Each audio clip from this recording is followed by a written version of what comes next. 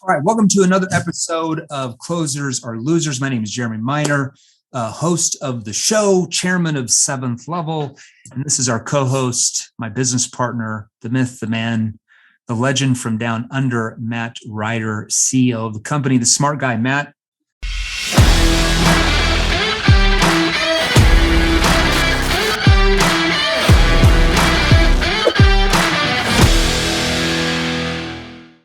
How's it going down in Sydney? It's good. Things are changing down here, man. No more masks. No more mask? No, don't need it. No more vaccines required. All kinds of stuff is happening down here. So you're getting some freedom. That's a good thing. That's a good thing. Our neighbors in Canada, they're still not free. They're like the last. They're still figuring it out. They're just trying to figure it out. They're still going through some stuff. They're going through the data, still analyzing the science behind all this stuff, but we got it down here in the US. Finally caught on here in Australia. So today I wanted to talk about a subject that a lot of people ask us, and let's address it on the podcast, because I don't think we've ever talked about this on the podcast. And that is the question, how in the hell did we come up with the sales methodology NEPQ? Was that ever on your mind? I mean, you were a client, now you're the CEO. Was that ever on your mind? Or everybody asked me this question. Where does it come up? Yeah, I mean, I think I asked you this when I was not maybe the last time or the time before, and I was like, "Hey, man, how the hell did you come up with this?" like it's such a good methodology. And for those of you who are new, we run Seventh Level. We're a sales training organization. We train individuals and businesses how to sell better and how to sell with human behavior. And if you do want to find out more and get some more of our free trainings, go to salesrevolution.group. That is a cool group. Yeah. So I remember you asked me, even after the CEO and we were pumping out things, you're like, how in the hell did you come up with this? Because you've always heard about my background in behavioral science and all that kind of stuff. But I don't think I'd ever explained to you, how did you develop the methodology? Because it's not like you go to college. My major was behavioral science. I was minoring in some other things, but basically behavioral science, human psychology. Okay. Yep. But it's not like your professors are going to teach you advanced human behavior persuasion skills. It's more like theory, social dynamics, organizational behavior. How do you get, people to move around in your organization? There's a lot of different factors that goes in, but if I take a look, it was almost like I had no choice but to learn what we now know as what people now know as the methodology is NEPQ, or it stands for neuro emotional persuasion questions. So I'll give you a little bit of, my background, but I'll give everybody, the listeners, my background, because I think my background really relates, and even your background as well, relates to what is necessary if you want to take your sales ability as an individual or as a business to a level I think that most businesses and most individuals just really don't think they could ever accomplish. They think it's their industry, when 95% of the time, it's really just their sales ability, right? It's not even the industry. So I got started, in college, burned out, broke college student. I was 21 years old. I was like a junior, almost a senior in college, newly married, had a kid on the way, did not have a choice. I literally had to get a job to pay for all of this stuff that was happening. I was reacting to what was happening. Yeah. So anyways, a little bit different, but so anyways, one of my friends, former roommates, is like, hey, there's this recruiting meeting down at the campus. They've got free pizza. And I'm in. And I was like, man, I'm a broke college kid. I'm in. Pizza. Yeah, good. So went to imagine if they didn't have free pizza. Where would we all be today? That's true. None of us might be on here if they didn't serve the free pizza. But anyway, showed up for the free pizza. Wanted to check it out. And I remember my friend was like, man, it's so cool. You can work in the summer for 3.5 months and make so much money. You don't have to work while you're going to college. That was the hook, right? Hook story. You just have to be really good at it. that's hook the story trick. Offer, right? Hook story. That was his hook to get me there. So I get down there. There's probably 70, 80 college kids in that room. There's a couple people up there presenting on a whiteboard, a projector, and they're talking about how you can make all this money. And they're showing all these college students that were doing it. And it's straight commission, but don't worry, you get paid $300 a sale. You're going to get rich. That's kind of the hype. So I'm like, yeah, we're in. It's everybody was hired on the spot. You're talking, if there was 80 people there, 77 of them got hired. Whoever raised their hand was getting hired. There was really no need to do an interview because it's straight commission. And so I remember this was probably March probably March. And I think April 30th. So probably 7 weeks later, I'm like driving up to Boise, Idaho. This is the city that they're going to put me and like 10 other people in. They had like 6 offices, with different people and different ones. I was going to go to Boise, Idaho because it was close to Utah where I was going to college. It's about a 6-7 hour drive or something like that. So I remember getting up there and they gave us this script, a couple of books by some of the gurus, the sales gurus. And like, yeah, read this. It's going to be so awesome. And I remember the first day the sales manager took us out in this van. If you've ever done door to door, everybody knows what I'm talking about. They take you out in the van. Basically, we got the script, put it in my back pocket because you can't read it on the doors, try to memorize as best as I could. And I remember the last thing the sales manager said when I got out, he's like, hey man, just remember, be really, really excited when they open the door and people will just gravitate towards you. Like, just be enthusiastic. Like, the product's so awesome. You're going to do so well. We'll pick you up after dark. Go make some sales, Tiger. Right. And so I thought selling was going to be easy. This is the first time I've ever sold anything. I literally thought every door was just going to be open. I'd make all these sales and I would just get rich. But I clearly found out that very first day. Okay. I started knocking on the doors. I was like, reality hit you in the face. Yes. No, didn't hit me in the face, like smacked me in the nose. Like, it was like Mike Tyson, right? You have this plan until something changes. You get, whatever the quote is, you get smacked in the face. Right. And so this is so interesting. I remember talking about the features and benefits and how we had the best this and the product was going to help them and keep them safe and all this stuff. And I remember from the very first door, I started getting all of these objections. Like, we don't need it. We already have somebody for that. It's too expensive. Somebody already came around. We're not interested. We're good. We got a dog. We got a gun. I need to think it over. Let me talk to my spouse. Can you leave me some information? Can you come back in a week, a month, a year later? And I remember after about 5 hours of nonstop rejection and didn't even get into a home, 0 presentation, 0 sales. First day, 0 sales. Second day, 0 sales. Third day, 0 sales. So I'd worked 3 days straight. You're talking 12, 14 hours a day, made $0. Okay. So I eventually, like maybe the 4th day, got lucky. Somebody had a break in that night before. They would have signed up if, a blind person would have walked in and just smacked them in the face and told them to sign and pay. They would have just signed up for it anyways. Like every what's the saying by Brian? It's a lay down. Every blind squirrel eventually finds a nut. So I found my nut. I'm like, oh my gosh, 4 days later. Yeah, I'm so rich. I made $300 in 4 days. Basically made less than minimum wage.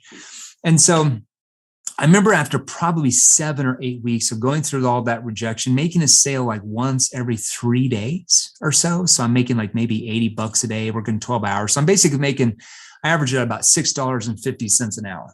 So, yeah, I was the rich guy. And so I remember that one. Which was about minimum wage back then. Yeah, that was pretty much what minimum wage was, I think, in the early 2000s, something like that. So anyways, I remember one night about 8 weeks in, all this rejection, I'm like, okay, this is not going to end well. Like, I'm not going to have enough money to pay rent. I could have made more money at McDonald's, basically, just being real with myself. I've got sweat rolling down my back. I'd worked 10 hours that day, 12 hours, made 0 sales. I remember it was on a Friday night. I'm freaking out. I'm like, I got to go back and tell my wife at the time that we don't have enough money to pay rent like in 3 weeks. Like, we are going to have to go live with your parents in the basement, like in-laws. Like, that's where I was going. I was 20. I think I just turned 22. How embarrassing. Okay. So I remember I got into the van, they picked me up, and the manager put in a Tony Robbins CD. It's crazy, like how something can impact you, that if he hadn't put that in that night, because I was at that time, I was like, maybe selling wasn't for me. Maybe I should just quit. Like, I was really like, maybe I should quit.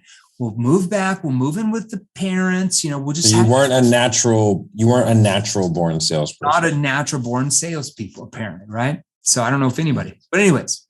So I'm like, what am I going to do? I should quit. What am I going to do? And he popped in a Tony Robbins CD. And Tony Robbins said something like this. He said, most people fail for the simple reason they don't learn the right skills necessary to succeed. He goes on, you have to take action after you learn the right skills. There's a lot more to it. But he's like, everybody's taught skills, but the people who fail are the ones who are not taught the right ones. And that just imprinted. I don't know why, but it imprinted in my brain. It was like the heavens opened up. It was divine intervention. Like, there was angels singing to me. Like, God was talking to me that, dude, maybe you're not learning the right skills. And so I started thinking like, maybe I'm not learning the right skills. Like maybe what the company's training me and what I'm learning from these gurus. Because at the same time, I was still going to college. Like I was learning from behavioral science from my professors that the most persuasive way to communicate was here. But the company and all these gurus were teaching me it was here. It was like complete opposite. So I'm like, this doesn't make any sense. I'm like, I've got to figure out how to take that theory from behavioral science, from human psychology. How do I interject that into my sales process and get people to pull me in rather than what these trainers are teaching me to push, push, push? And that was how I first got the idea. Like it was like writing on a napkin. It wasn't NEPQ. It was like ask questions. Like it was like, I look at myself as like the caveman in those days that like saw a spark of fire, was like, wow, it's fire. How do I develop the fire? So that was my beginning of understanding. And that's where I started really deep diving into behavioral science and human psychology and taking what professors are teaching in theory from all these books and interjecting it into a sales process. Now, was it easy? No. I would go out and make a lot of mistakes. I would learn some questions that would work. And I would notice how people were way more open to me when I would ask them compared to just talking at the door. Okay. And I started learning. So would you like, just from a process standpoint, like, because obviously you can't be taking notes at the time, right? So yeah. How are you figuring out like how to mold the process and what was working and what wasn't?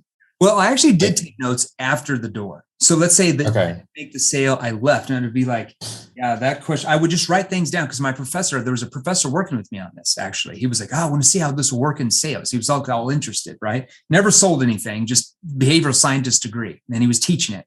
So I was like, I'd write down like, yeah, that question, like when I asked that, like they threw out that objection. So I'm like, how do I reword that? So that's when I started coming up with like neutralizing the lingo, the language I was saying. So I came up with, instead of saying contract, I changed it to agreement. It was just more neutral. Instead of saying sign, because I noticed when I would say sign the contract, people would be more negative.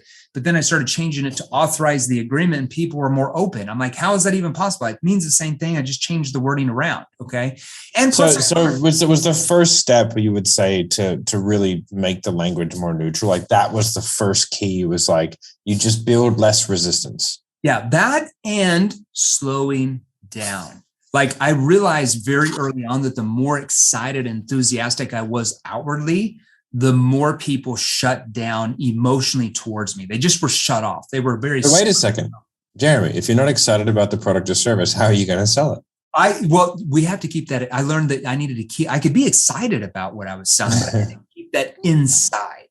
So, like these books from the 70s, 60s, 70s, 80s from these trainers that haven't sold anything for 40 years talk about, you got to be really excited. Like they obviously have not sold for decades because prospects do not react to you very favorably. Like think about yourself. If you're listening to us right now, when a salesperson just starts really excited about what they sell, like a car salesman, and we train a lot of car dealerships, so don't take this the wrong way, but a really excited car salesman comes up to you when you walk on the dealership and says, hey, how's it going? We're so excited that you're in today. We have got the best deals and the best promos. And you're just like, just looking, right? It automatically triggers sales resistance just because of the external excitement.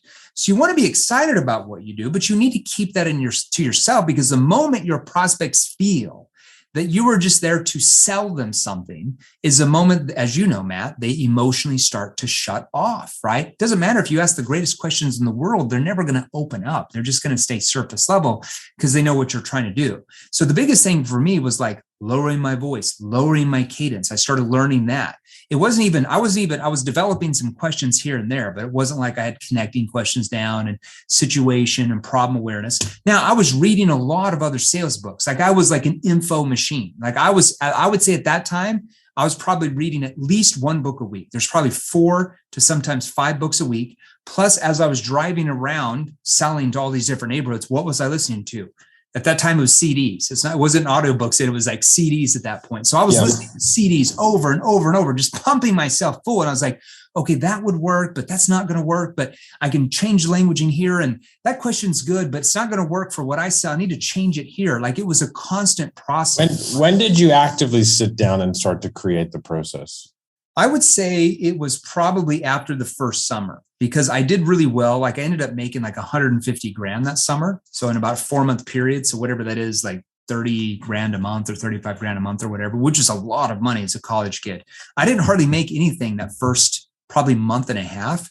But then like that last 2.5 months, I just started crushing it. It became so easy. Like I was selling almost every home and it was just like they either passed credit or they didn't pass credit. That's what it came down to, right?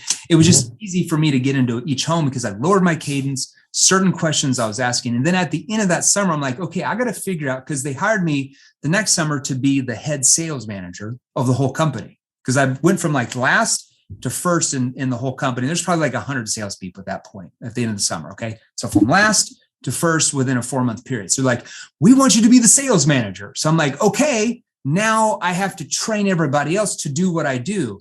How do I break that down? Because I can't show everybody every day what to do. I have to break it down into a sales process. And I think when I first did that, my first couple of years, it wasn't like it was labeled situation, problem awareness, consequence, anything like that. It was just a script of certain questions, but it wasn't labeled. Okay. It wasn't until I got into the next industry. That was back probably about 2006 when I left the alarm industry and I got into like selling like SMB services, like selling B2B, that I'm like, okay, I need to label this structure. And I remember I came up with like connecting questions because I'm like, how am I connecting, like taking the focus off me, getting on them? I had situation questions. I think I called problem awareness questions something different then. And then I had consequence questions next. And then I had what is now known as solution awareness questions. I think I labeled it. Okay. It's warped, obviously, over time. But I was asking the consequence question after I found out their problem, and it worked. But then I was like, well, maybe I should. It's not a big enough gap.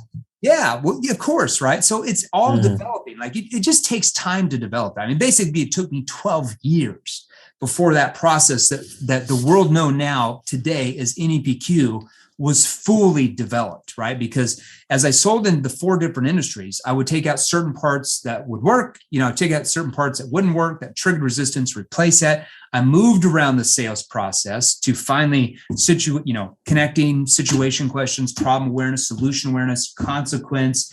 Then we're transitioning into like a presentation. It's a 1-call close, or we're transitioning into like a demo or proposal if it's a 2 or 3 or 4-call close, depending on if you sell business to business or business to consumer. And I would say like by 2012, that sales process was pretty dialed in. Now, I was still— Maybe that's what the minds were talking about. Maybe that's right. Baby. It was an end to the old era. Yeah. So right? that's 2012 fully developed. Now, obviously, it kept getting better, and it still gets better, right? We added another 7 more hours of virtual training content in our advanced NEPQ 3.0 portal. It was 21 hours. Now it's 28 hours. So we're continually refining the process, making it better. I'm writing a product right now about framing. We're going to talk a lot about status framing, okay? Because we didn't talk a lot about that in the NEPQ 3.0 course. So now that's the next thing I want to put in there is status framing, like how to keep the status in your conversations to make sure that when you first get into a sales conversation, you remain at least at the status of the prospect at the very beginning. Because if you go in there more attached, more needy, more aggressive, you actually lower the status in their mind when they view you as a salesperson, try to get rid of you. So I have to be able to learn what questions to ask that allows them to see me at least at the same status level as them.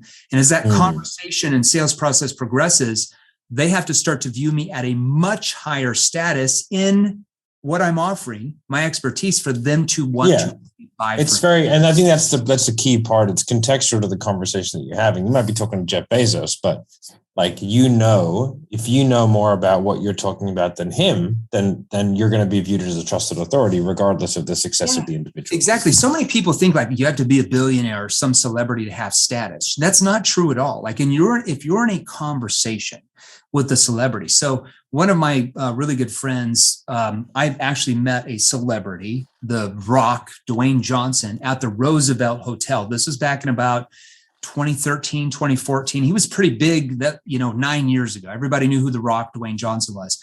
But I remember meeting him at the Roosevelt Hotel in Beverly Hills. And I didn't come everybody else was like, oh, The Rock. Oh my gosh, can I get your autograph?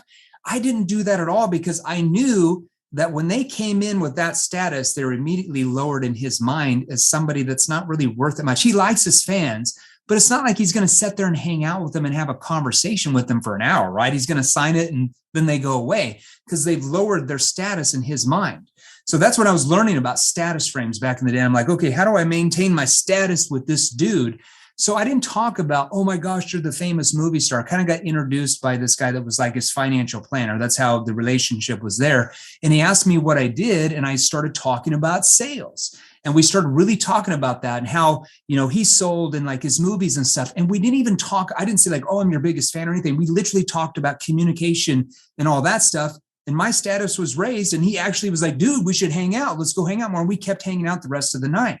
But it's because my status started to grow in his mind of my expertise in what we were talking about. That's a status frame. So that's a whole nother subject. But NEPQ, the point is it's constantly evolving, constantly developing to get the best result for our clients. So that's kind of where NEPQ starts. Now, people ask me, hold on, like behavioral science. Yes. So the people that I studied, so my minor was a New Testament Christianity. I don't know if you know that. Did I ever tell you that? I didn't know that. My minor was a New Testament Christianity. So it was really like, post-apostolic Christianity. So it was like the apostles were killed and Christ was killed and all that stuff. And he was resurrected the third day and all that stuff. Like my dad was a lay pastor. I'm not sure if I ever told you that. Well, I'm not that cool, but I like studying history. So I wanted to learn how did the church, the church at that time, which later became the Catholic Church, there's a whole gray area in there, like the, dark ages. Anyways, like what things happened. People are not proud of it. I'm not sure if it was the right thing. But anyways, so I was studying like Christ himself and his teachings and writings that are even outside the Bible, because there's been all these other, documents. They found Dead Sea Scrolls and different things, Nag Hammadi text, where it talks about a lot of his teachings that were just thrown out of what we know now as the Bible by the Catholic Church because they didn't like them. They didn't agree with some of these teachings. Crazy. A whole nother story in there. But so I learned a lot more about how he asked questions. And really, I studied Socrates as well. And I studied, two of the most persuasive people ever, if not the most persuasive ever. Right. Yeah. Yeah. So what I basically learned from Christ and Socrates, and that's really how NEPQ developed around that, is they didn't tell people what their problems were. They didn't instruct them. They didn't tell them what they were doing wrong and give them a solution, because that would have went in ear, went out the other. What Socrates and Christ did is they asked easy to answer questions that allowed their, I guess, quote unquote, prospects to question their way of thinking of why they allowed their problems to continue. And then they offered the solution. So I'm like, how do I take that and put it into the sales process? So if you really think about NEPQ, that's really where it came from. Because a lot of people are like, hey man, sales, I'm not in sales. What's going on? Blah, blah, blah, blah, blah. But how do we selling, like communication has been around since the history of time. Like even before the first man or woman was put here, whether that was 6,000 years ago or 1 billion years ago, none of us really know, right? So selling, if you're reading the Bible, the book of Revelations, it said there was a war in heaven, and a third of the host of heaven followed Satan and his followers, were cast out to the earth, but the rest of everybody accepted God's plan, blah, blah, blah, blah, blah. Well, nobody thinks about the war in heaven. What was that fought with? Was it fought with swords? Was the war fought with guns, tanks, bullets? No, it wasn't a war of any of that. It was a war of persuasion. It was a war of communication. It was a war of words that persuaded, I guess, angels, spirits, whatever you want to call it, to go one of two ways. So selling and communication has been around since before mankind was even on this earth. That's how I'm going to end it. Your thoughts? Okay. Yeah, I think it's, I think we can there's definitely a few spark side conversations for future podcasts that I think that we can definitely go into because, obviously we're sort of somewhat restricted in this format. But guys, if you like that kind of stuff and you want to learn more about these persuasion and sort of how we go about it, for me, it's the process, right? The reason why I was able to adapt to this way of selling from a very, very different way of selling previously was because it is methodical in how it's laid out. There's a process. Once you understand each individual phase, you understand what you're trying to get out of it, and then you understand how to transition and why the order is in the order that it's in. Then from there, it's just really about like, you actually have something you can study. Whereas I think a lot of the methodologies, consultative selling or whatever they are, they're very like, person says this, so you say this. And it's like, how many of those can you remember? Yeah. You know, whereas if you have a methodology that's the backbone of what you're doing, then you have a road which you're trying to get there. And if people go off the road, all you have to do is get them back on the road, and you're pretty much good to go. So if you want to learn more about that, go to salesrevolution.group. You can also go to our website, 7th Level HQ, right? So just Google that and it will come up. There's free resources there for you guys. If you go into the free resources section, you can download a bunch of fun stuff. We also have a mini course, which is a free mini course, which you can, if you go into the Facebook group, will actually give you access to that for free. I'd have them go to the Facebook group, salesrevolution.group. And right when you guys join, check in your Facebook Messenger, and either myself or Matt or our Marco Cortese, our Chief Revenue Officer, will message you that free course that Matt's talking about called the NEPQ 101 mini course. It's just a list of different questions you guys can use for different sales situations you're going to be in to be able to sell more. So Matt, thanks for being on. I'll see you in a minute. I'm going to go down and get Cole. We're going to have a meeting. Thanks everybody. Love you guys. We'll see you next week. See you soon. Hey guys, if you enjoy these, here's another you can watch right over here, right over here. Join our free Sales Revolution group. Click the link below, join us, and we're going to help you. Thanks for watching. We'll see you real soon.